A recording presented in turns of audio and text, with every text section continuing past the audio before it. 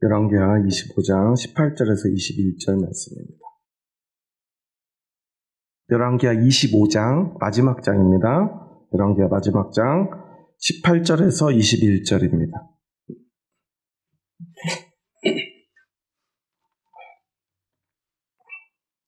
열왕기하 25장 18절에서 21절 말씀 다 같이 한 목소리를 받들어 읽겠습니다.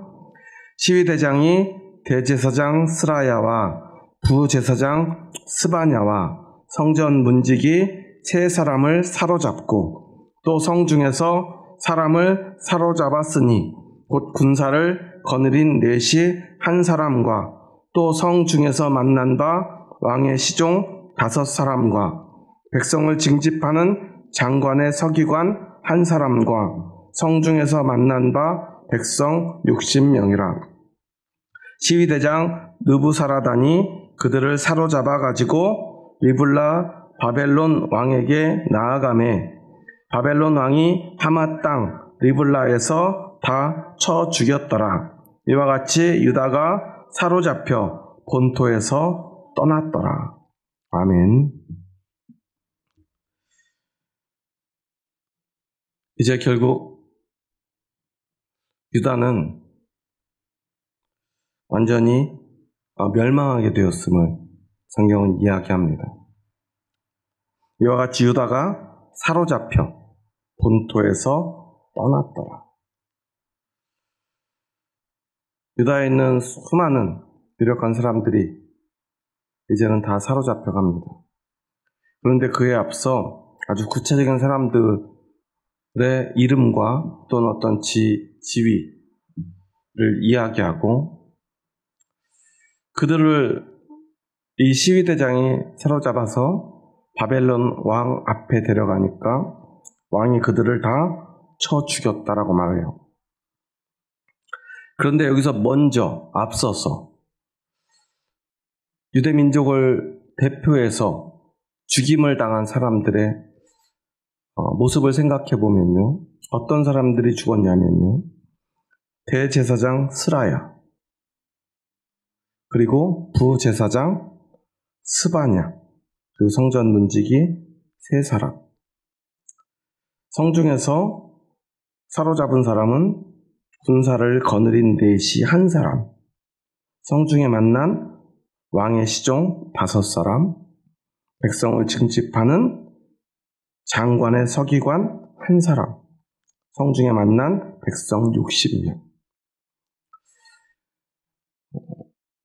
왜 이런 사람들을 이렇게 어쩌면 뽑아서 잡아갔는지 우리가 확실히 알 수는 없지만 그 면면을 생각해 보면 어떤 특징이 있어요.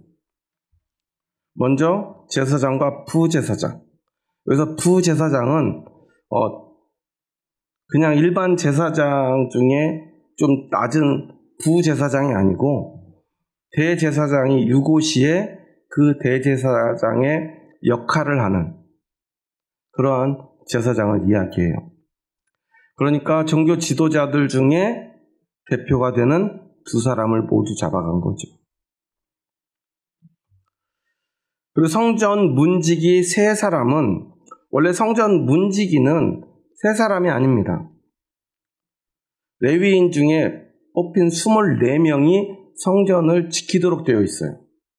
그런데 그 중에 세 사람이라고 하는 것은요, 그 24명의 문지기 레위인의 지휘 책임자들을 의미해요.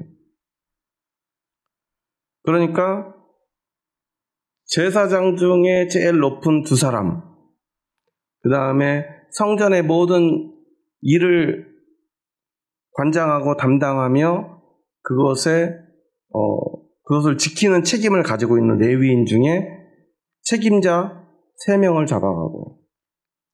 그리고 성 중에서는요, 즉 성을 지키는 사람들 중에서는 군사를 거느린 넷이 한 사람이라고 그랬잖아요.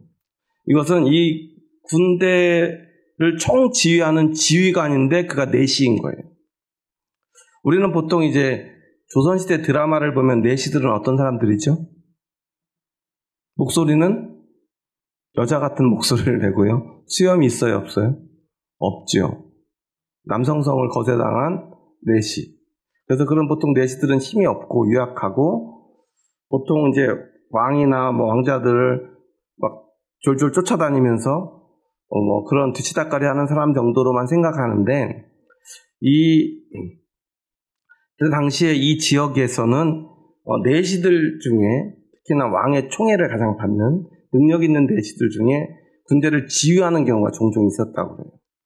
그러니까 아마도 지금 이 시드기야 왕 당시에는 아마도 이 모든 군대를 총괄하는 총지휘관이 내시였던 것 같아요. 그래서 군대의 총지휘관을 먼저 사로잡습니다. 그리고 성중에서 만난 왕의 시종 5사람, 그러니까 왕을 지키는 아마 최고 책임자 5명을 잡아간 것 같아요. 그리고 나서 백성을 징집하는 장관의 서기관 1사람. 원래 서기관은 사물을 담당하는 공무원이에요. 그런데 그가 어떤 일까지 했다는 거예요? 군대를, 백성을 징집해서 군사로 삼는 그 일, 아마 그 실무까지 행정적인 것, 실무적인 것을 총괄하는 서기관을 잡아간 거죠. 그러니까 각 분야의 대표자들을 잡아가요. 그리고 마지막에 어떤 사람들이 잡혀갑니까? 성중에서 만난 바 백성 60명.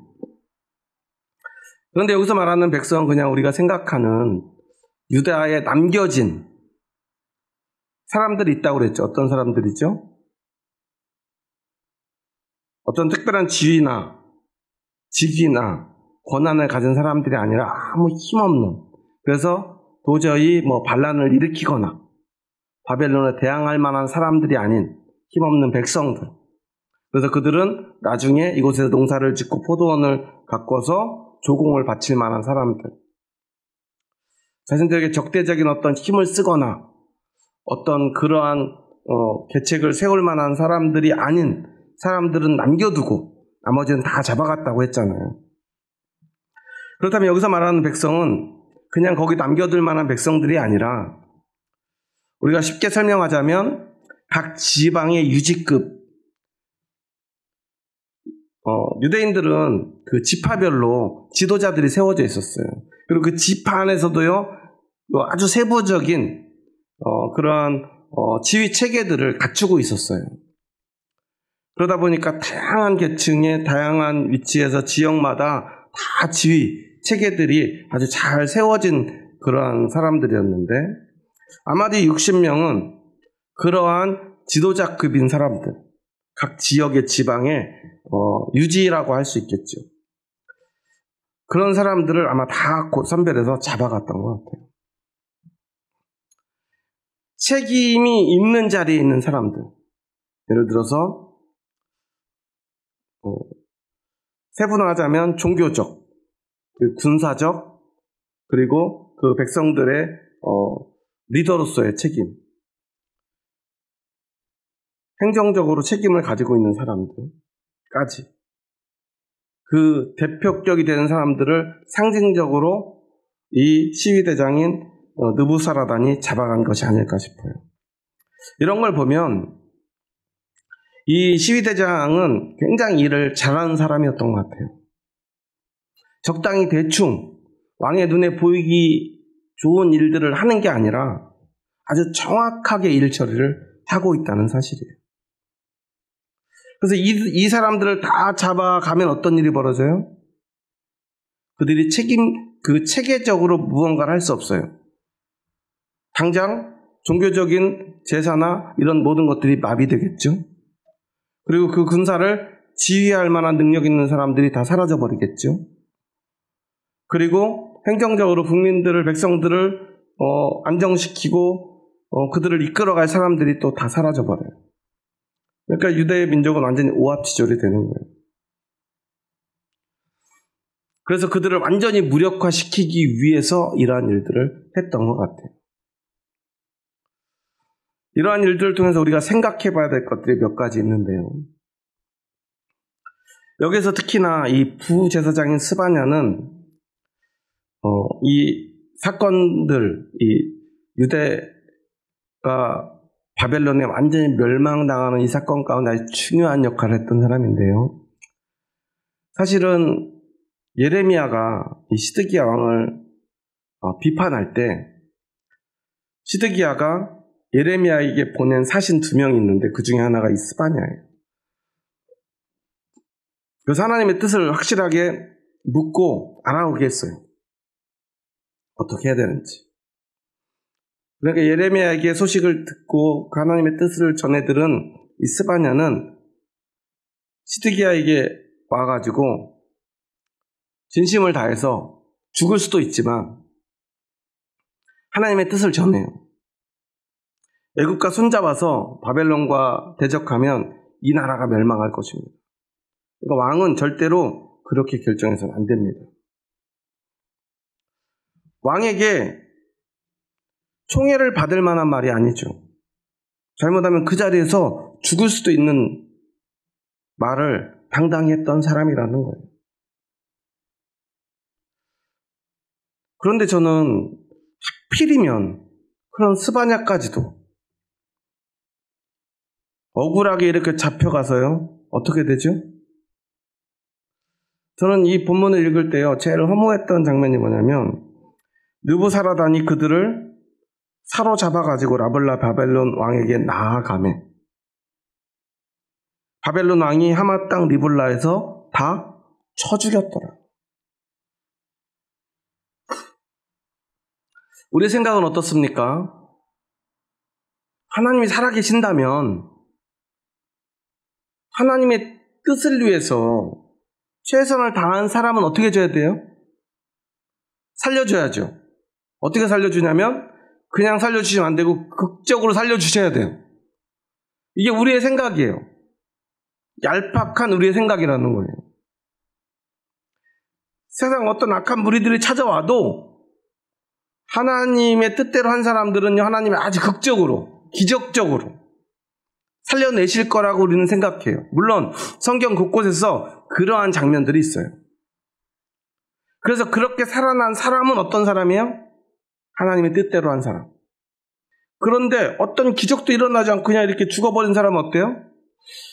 괜찮은 사람인 줄 알았는데 아니었나? 이런 생각을 한다는 거예요.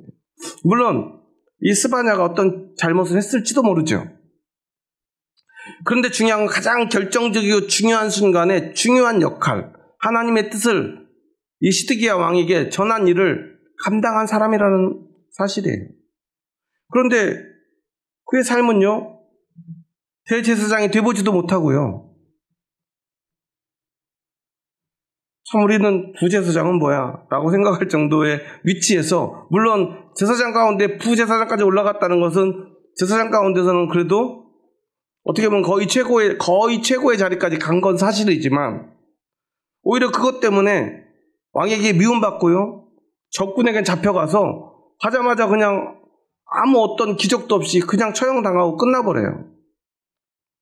그리고 어떤 이야기도 없어요. 그리고 사실은 저 같은 경우야 뭐 주석이라도 찾아봐서 스바냐는 선지자 스바냐야 뭐 하는 사람이야 막 이렇게 찾아보기라도 하고 어떤 일을 했는지라도 알아보지만 우리가 성경 읽으면 이 사람이 무슨 사람인지 알 수 있습니까? 모르죠. 그냥 그렇게 스쳐 지나가는 거예요. 사라지는 거예요. 인간적으로 생각해보면 억울하죠. 그래서 우리는 늘 우리가 어떤 역사의 주인공이 되고자 하는 그러한 욕심을 가지게 돼요. 특히나 믿음이 있고 교회를 다니고 열심히 하는 사람들일수록요, 그 욕심이 지나치게 됩니다. 그래서 우리는 그 욕심을 붙들고 살게 돼요. 사람들 앞에 내 믿음이 드러나길 바라요. 무엇을 통해서요? 기적을 통해서. 능력과 어떤 좋은 결과를 통해서 드러나기를 바란다는 거예요. 하지만 우리에게 진짜 믿음이 있다면 우리에게 드러나야 할 것은 사람들 앞에서 하나님이 주신 어떤 기적과 영광입니까? 아니면 하나님 앞에서 나의 믿음이, 나의 진실한 믿음이 드러나는 것이면 충분하다는 그 믿음입니다. 그리고 그것을 통해서 나는 그냥 이름 없이 사라지더라도 하나님의 영광이 드러나고 하나님의 뜻이 드러날 수만 있다면 되는 것입니까? 사실 진짜 믿음은 어떤 것이죠? 너무나 당연하게도 나의 영광이 드러나는 것, 나의 믿음을 통해서 하나님이 어떤 기적을 일으켜 주셔서 내가 어떤 영광스러운 자리에 서고 기적적으로 어떤 문제를 딛고 일어서는 것, 그게 내가 원하는 것이지만 우리는 내가 원하는 그 나의 영광을 위한 삶을 사는 사람이 아니라는 사실이에요. 우리는 그 믿음 때문에 내 영광이 아닌 오직 하나님의 영광만을 위해 살아가는 사람들이죠. 그런데 그러면 우리가 너무 억울해요. 그렇지 않습니까? 제가 스바냐라면 이렇게 잡혀가는 것도 억울하지만 그래도 저는 내가 하나님 위해서 했는데 뭔가 이렇게 마지막 반전이 있지 않을까 생각하는데 다 죽여라 그러는데 아무 기적도 안 일어나요. 물론 뭐 어떤 생각할 겨를도 없이 끝나버릴 거야 아마 그 처형은. 너무 허무하겠죠. 그런데 진짜 믿음이 있다면 그것은 결코 허무한 것이 아닙니다. 왜냐하면 우리는 영원한 하나님의 영광을 믿기 때문이에요. 그리고 우리가 바라는 것도 그 영원한 하나님의 영광 가운데 있는 하나님의 나라와 그 하나님의 나라의 백성으로서 하나님과 함께 사는 영원한 삶을 우리는 소망하기 때문입니다. 우리가 진짜 바라는 것이 그것이라면 허무한 인생, 허무한 믿음이라는 것은 없을 것입니다. 그런데 우리는 그것을 잘 믿지 못하기 때문에 어떤 것들이 어떠한 믿음의 사람의 삶이 허무하게 느껴지는 거예요. 요즘 제가 교회를 보고요. 또 특히나 목사님들을 보면 그들이 물론 하나님께 부름받고 쓰임받아 귀하게 사용되는 모습들이 참 멋있기도 하지만 과연 그 안에 진짜 믿음일까라고 의심되는 부분들이 바로 이런 것들이에요. 너무나 많은 목사님들이요. 그냥 사람들의 기억 속에 사라지는 것을 너무나 두려워합니다. 그래서 반드시 무언가 업적을 남기고 싶어요. 그 뜻은 뭐죠?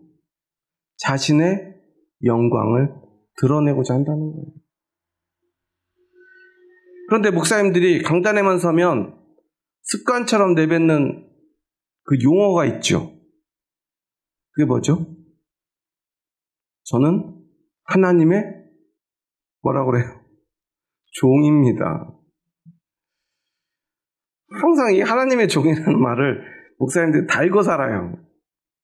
종은 누구를 위해 사는 사람이에요? 주인을 위해 사는 사람이죠. 종이 잘하면 누가 영광받아요? 주인이 영광받아야죠. 그런데 한국 교회는 그 종님들이 자꾸 자기가 영광을 가로채요.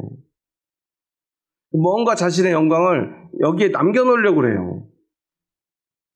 주인이 보내서 와가지고요. 그 일을 합니다. 그래서 일을 잘해놓고요. 거기다 비석을 세워요. 누구 비석을 세워요? 자기 이름을 세워요. 자기 이름을 써요. 비석에다. 누구 이름을 써야 돼요? 주인의 이름을 써야죠. 왜냐하면 나는 종이니까. 나중에 주인이 와서 딱 봤는데 종이 일을 잘하고 왔대요. 그래서 주인이 가보니까 그 종이 그 일을 한 거에 대해서 비석을 세워놨어요. 그러니까 주인이 기특하네. 자꾸 열심히 해놓고 내 이름을 잘 새겨놔 보다 하고 딱 비석을 보니까 누구 이름이 써있어요? 종의 이름이 써있어요. 그러면 그 종은 어떻게 될까요? 죽어야죠. 안 그러겠습니까? 그런데 지금 한국 교회는요, 그 종들이요, 그렇게 하나님의 종이라는 말을 입에 달고 살면서 제일 많이 하는 말이 이 부족한 종, 하나님의 종 그러면서요, 정작 사람들한테 듣고 싶은 말은 뭐예요? 유능한 종. 하나님의 종이 아니라 하나님 되고 싶어요. 그래서 뭔가를 자꾸 남기려고 그래요. 건물도 남기려고 하고요. 교회 이름도 남기려고 하고요. 뭐 선교지에 교회를 지으면 다 어떤 이름을 갖다 붙이죠? 우리 교회에서 선교를 했으면 그 교회는 어떤 교회가 돼요? 외국에다 지어도 우리 교회랑 같은 이름을 쓰게 하잖아요. 누구 이름을 남겨요? 그 교회와 그 목사님의 이름을 남기려고 하죠. 그래서 목사님들이 제일 많이 하는 게 목회하면서 역사를 기록하는 거예요. 물론 역사를 기록하는 게 잘못됐다는 게 아니라 그것이 그 역사를 기록하는 이유가 그 목적이 하나님의 영광을 위해서가 아니라는 사실이에요. 우리는 늘 기억해야 돼요. 우리는 주인을 위해서, 하나님을 위해서, 하나님의 영광을 위해서 하나님께 쓰임받고 사라지는 존재라는 사실. 그것이 당연한 것이라는 사실을 우리가 받아들여야 돼요. 그래서 어쩌면 이 스바냐와 같은 사람들이 진짜 하나님의 종인 것입니다. 물론 이름이 남겨졌지만 그렇게 스쳐 지나가는 이름일 뿐이죠. 하지만 하나님은 이런 사람들을 반드시 기억합니다. 하나님 앞에서는요, 이 땅에서 사냐 죽느냐가 중요하지 않아요. 이 땅에서 성공하느냐 실패하느냐도 중요하지 않아요. 그리고 성경에 기록된 수많은 사람들이요, 성공보다는 실패의 길을 걸어가요. 중요한 것은 성공이냐 실패냐, 사느냐 죽느냐가 아니라 누구를 위해 사느냐, 누구를 위해 죽느냐, 누구를 위해 성공하느냐, 누구를 위해 실패하느냐, 이것이 중요한 것이죠. 성공했어요. 하나님을 위해 성공한 사람은 잘한 거예요. 하나님을 위해 하는데 실패했어요.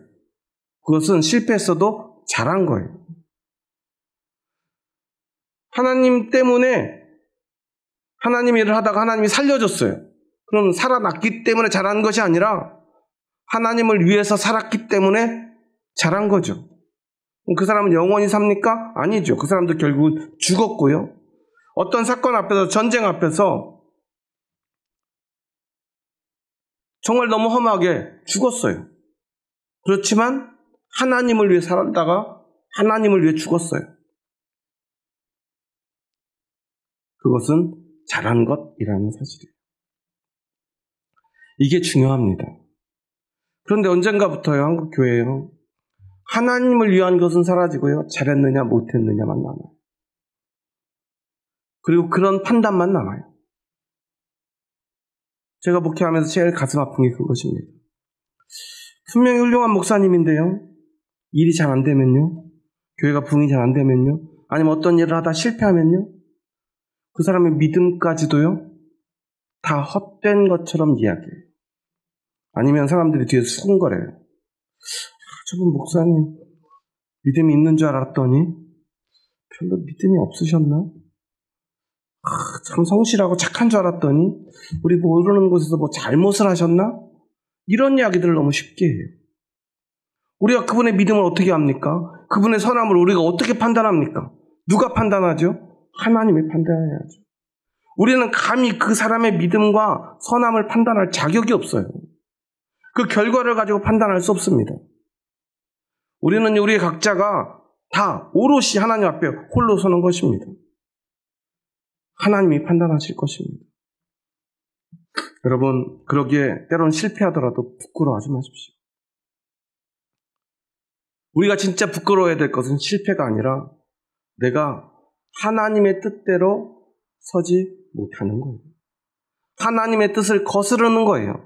나의 욕심을 위해서 사람들의 이목 때문에 하나님의 뜻을 거스르는 것을 우리는 부끄러워해야 돼요.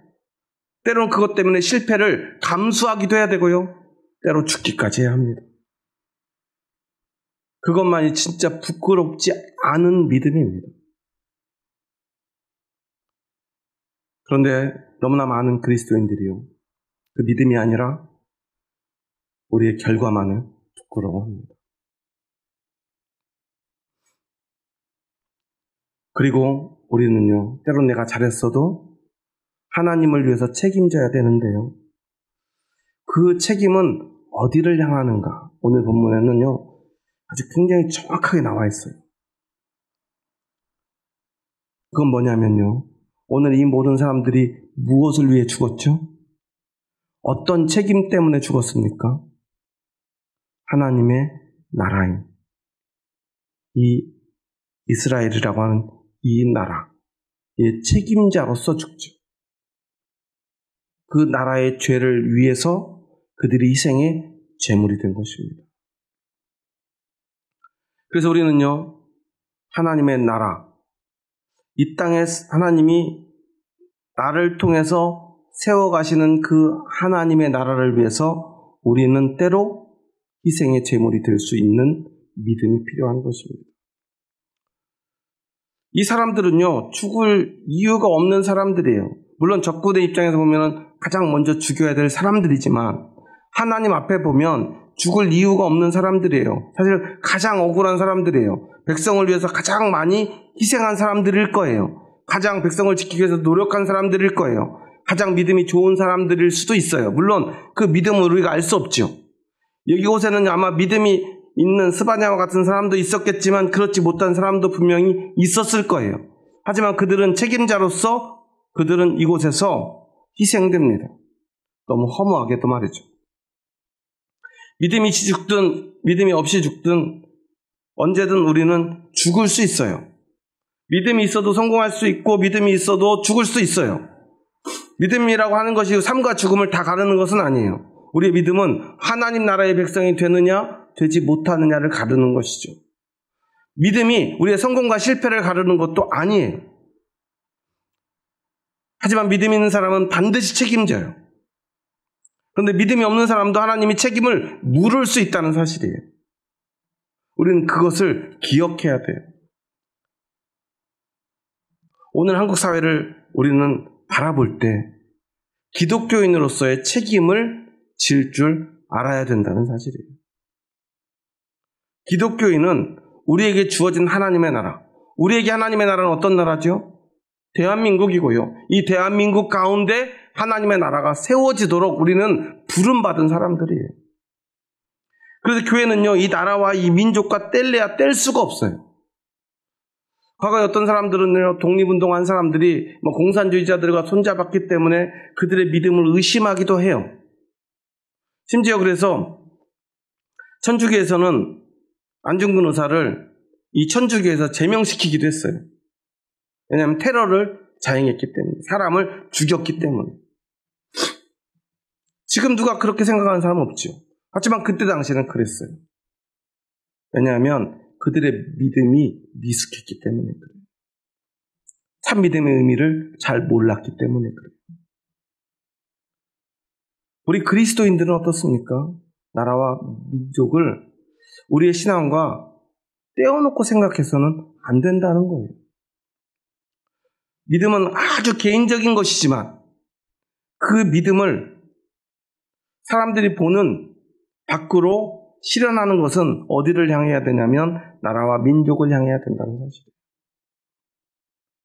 우리의 믿음은 하나님 앞에 증명되는 것이고 하나님 앞에 드러나는 것이지만 그 믿음을 나라와 민족 앞에 드러낼 수 있는 그 삶이 또한 필요합니다.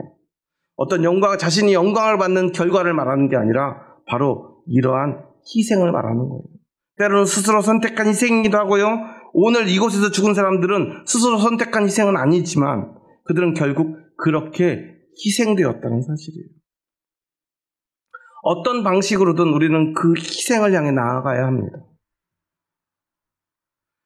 그리고 그것을 통해서 우리는 하나님의 나라가 이 땅 가운데 세워지기를 위해서 우리는 우리의 목숨이 다하는 날까지 최선을 다하는 사람들이라는 사실이에요. 이 두 가지가 하나 되는 것이 바로 진짜 신앙의 삶인 것입니다. 그런데 오늘 우리는요, 그 어떤 것도 하지 않는 경우가 너무 많아요. 자신의 믿음, 즉 내 영광이 아닌 하나님의 영광을 위해 사는 삶도 우리는 잘하지 못하고요. 그런 믿음이 있다면 하나님의 영광을 위해서 하나님이 이 땅 가운데 세우실 하나님의 나라, 즉 우리를 통해 세우실 하나님의 나라는 미국이나 일본이나 중국에 세울 나라가 아니겠죠.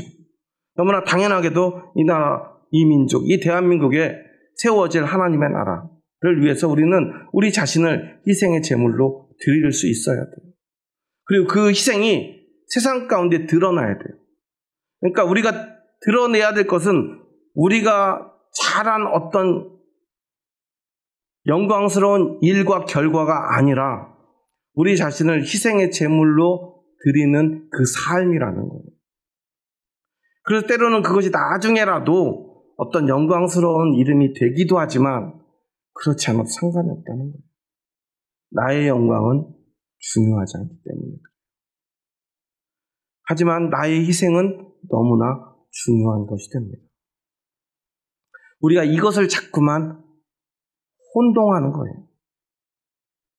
그래서 많은 목사님들, 또 교회의 어떤 유명한 분들을 보면요, 자신이 너무나 당연하게도 교회를 위해서, 그리고 나라와 민족을 위해서, 아니면 믿지 않는 모든 사람들 앞에서 그 마음속에는 자신이 영광받고 싶어하는 그 욕구를 희생이라는 이름으로 포장해가지고 사람들 앞에 드러내고 있다는 사실. 그래서 어떤 큰 교회를 이루는 목사님에 대한 그 이야기를 이렇게 영광스럽게 포장할 때 사람들은 뭐라고 말하냐면 그 어떤 어려운 환경 속에서 그 모든 희생을 다 감수하시며 교회를 위해서 자신의 목숨을 바쳐 희생하셔서 이렇게 교회를 일구신 어떤 그 목사님의 희생과 헌신을 우리는 기리기 원한다 라는 식으로 말하죠. 그러지 않습니까? 그럼 결국 그것은 자신의 영광일 뿐이에요. 우리는 그 욕심으로 살아가서는 안 되는 사람들입니다. 어떤 순간에라도 우리는 우리를 드러내는 사람이 아니라 우리를 희생하는 사람이 되어야 합니다. 바울의 희생을 생각해 보세요. 그 희생 가운데 자신의 영광이 단 1%라도 드러납니까? 우리는 바울의 죽음조차도 잘 알지 못해요. 어떻게 죽었는지. 왜 그러죠? 그는 그냥 하나님의 나라와 교회를 위해서 보이지 않는 곳에서 희생되어 버렸기 때문에 그래요. 자신의 삶을, 자신의 생명을 송두리째 희생의 제물로 드렸기 때문에 그래요. 수많은 사도들의 죽음을 우리는 잘 알지 못하죠. 기껏해야 그 역사에 대해서 파헤치고 아는 사람들이 찾아내가지고 그게 진짜 어떻게 이렇게 죽은 게 아닐까? 때로는 유추하기도 하고요. 때로는 자료를 찾아내서 밝혀내지만 잘 알려지지도 않아요. 여전히 그래요. 왜냐하면 그들에겐 진짜 믿음이 있었기 때문입니다. 하나님이 받으시는 것은 바로 그 희생뿐입니다. 그리고 진짜 믿음은 반드시 우리를 그 희생으로 인도한다는 사실. 그리고 우리의 영광은 오직 하나님 앞에서, 하나님의 심판대 앞에 설 때 그것이 우리의 영광이 되어 하나님의 용서와 그 사랑을 받게 되는 그것만이 내가 하나님 앞에 가질 수 있는 유일한 영광입니다 하고 고백하게 될 거예요. 그리고 우리는 그 심판대 앞에서 깨닫게 될 거예요. 세상의 영광이 얼마나 쓸모없고 가치 없는 것인가. 하지만 하나님이 주시는 그 영광이야말로 얼마나 찬란하고 빛나는가. 우리는 그때 비로소 깨닫게 될 것입니다. 하지만 우리가 이 땅 가운데서 어떤 영광을 받는 순간에 우리는 하나님의 심판대 앞에서 깨달을 것입니다. 그때 우리에게 하나님의 음성이 들릴 것입니다. 너는 이미 너의 영광을 받았다 라고 말했죠. 그래서 내가 줄 영광이 없다고 하나님은 분명히 선포하실 거예요. 그때 그 마음속에는 그 영혼은 두렵고 떨림으로 하나님 앞에서 괴롭게 될 것입니다. 세상에서 상상할 수 없던 고통이 그 마음 가운데, 그 영광, 그 심령 가운데 찾아올 것입니다. 내가 무엇을 위해 살았나? 말할 수 없는 후회가 밀려올 것입니다. 평생을 바치면 하나님의 영광이 우리에게 주어지는 것이 아니라는 사실입니다. 마지막까지 그 믿음을 지킨 그 영혼만이 하나님의 심판대 앞에서 영원한 하나님의 영광 가운데 다다를 수 있다는 사실을 우리는 잊지 말아야 합니다. 그래서 세상이 나에게 어떤 영광을 부여하려 할 때 우리는 그것을 기꺼이 거절할 용기가 필요한 것입니다. 우리 함께 그 믿음으로, 그 진짜 영광으로 나아갈 용기를 오늘 하나님 앞에 고백할 수 있었으면 좋겠습니다. 그 믿음을 하나님 앞에 고백하는 저와 여러분 될 수 있기를 주님의 이름으로 축원합니다. 하나님은 오늘 이스라엘을 완전히 멸망시켰지만 오늘 적어도 이 스바냐의 희생을 받았으리라 저는 믿습니다. 오늘 그 믿음이 저와 여러분의 믿음 될 수 있기를 주님의 이름으로 축원합니다. 기도하시겠습니다. 하나님 감사합니다. 저희 부족하고 연약한 자들 사랑하셔서 저희들을 주님의 뜻 가운데로 불러주시니 감사합니다. 오늘 유다의 그 마지막 순간을 바라봅니다. 너무나 허망하게도 바벨론 왕이 하맛 땅 리블라에서 그들을 다 쳐 죽였을 때 그리고 이와 같이 유다가 사로잡혀 본토에서 완전히 떠나게 되었을 때 이제 더 이상 이 땅 가운데 유다라고 하는 하나님의 나라가 사라져버리는 그 순간에도 여전히 믿음을 지킨 어떤 한 사람들이 있었음을 고백합니다. 오늘 우리도 그렇게 하나님 앞에 우리의 믿음을 지켜낼 수 있도록 주님 도와주시옵소서. 세상의 영광을 위하여 하나님이 주실 그 영광을 포기하는 어리석은 삶을 살지 않도록 도와주시옵소서. 오직 참 믿음만이, 그 믿음을 위한 희생만이 우리의 전부임을 고백하는 저희들 되게 하여 주시옵소서. 이 밤에 오직 그 진실한 믿음을 고백할 수 있는 저희들 되게 하여 주시옵소서. 예수님의 이름으로 기도합니다. 아멘.